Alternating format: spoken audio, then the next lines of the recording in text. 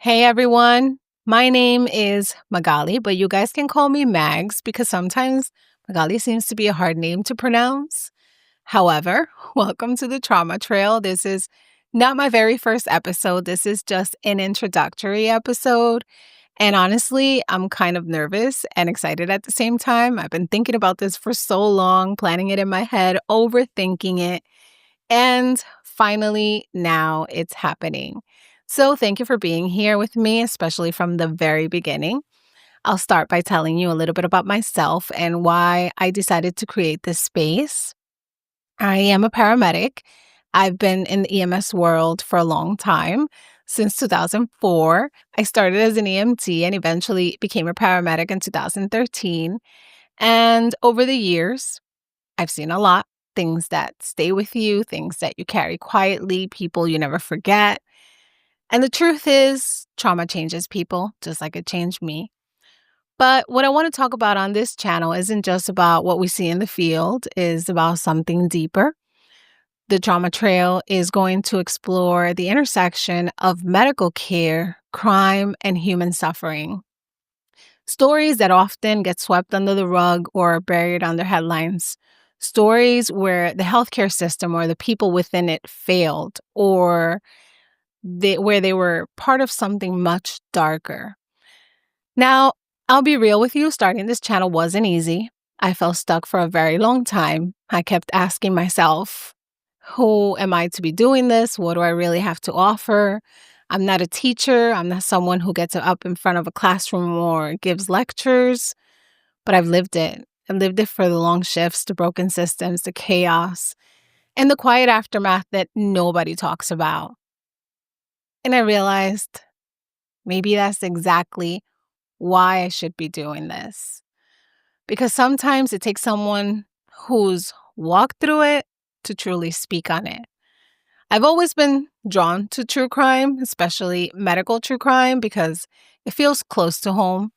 Stories of doctors breaking their oath, nurses who hurt instead of healed, hospitals that ignored cries for help. These aren't just headlines to me, they're warnings. They're moments where we have to pause and ask, how do we let this happen? And who's holding these people accountable? And eventually, I want this to be more than just me telling stories. My dream is for this to become a space where you, yes, you, right here listening, can also share your experiences, whether you're in healthcare or you've been a patient or you've been affected by a medical crime or failure. I want your voice to matter here too.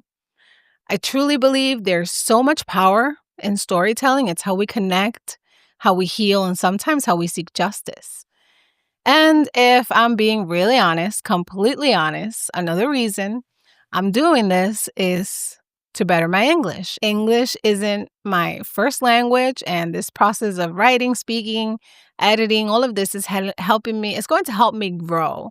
Now, don't let my sometimes no accent fool you. My English is not very broad, and that's exactly what I want to do also. It's all part of the challenge. But I think that's what makes this special. This isn't polished or perfect, but it's real. And that's how I want this channel to feel, like we're sitting down, talking honestly, human to human. And you might be wondering, okay, but what kind of stories are we going to be listening here? I'll give you an idea. We're going to talk about doctors who killed under the radar for years, nurses who took advantage of vulnerable patients. As you can see, I speak with my hands. I promise I'm trying to better that. It's just the Hispanic in me. Healthcare systems that ignored abuse or covered up negligence. Also talk about paramedics and first responders who were affected by what they witnessed or sometimes even crossed the line themselves. But we're also going to talk about the human side, the part that doesn't make the news, which is the grief, the confusion, the long path to healing, not just for the victims, but for families, for coworkers, and for people like me who've had to show up every day no matter what. Some of these stories will be hard to hear. They'll be emotional, but I promise to always approach them with care, with respect, and with the intent to learn and grow. This isn't about exploiting pain. It's about making sure it's seen. Now, I'm still learning on the go with content creation now in English. I do have a Spanish true crime podcast. And when I started that channel, I realized that my Spanish wasn't that great either. It was almost like 50% English, 50% Spanish. My Spanish has gotten a lot better. So now I got to work on my English. So I'm figuring it all out step by step.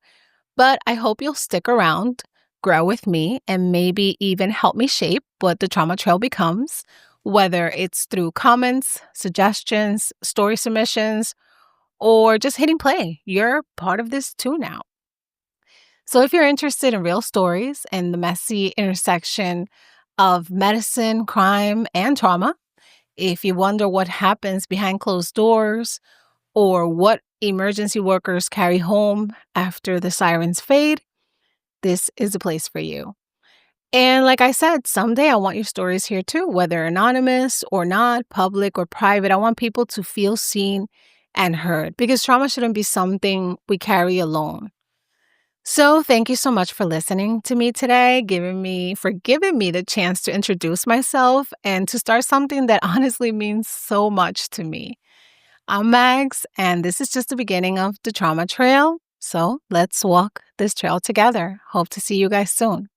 Bye.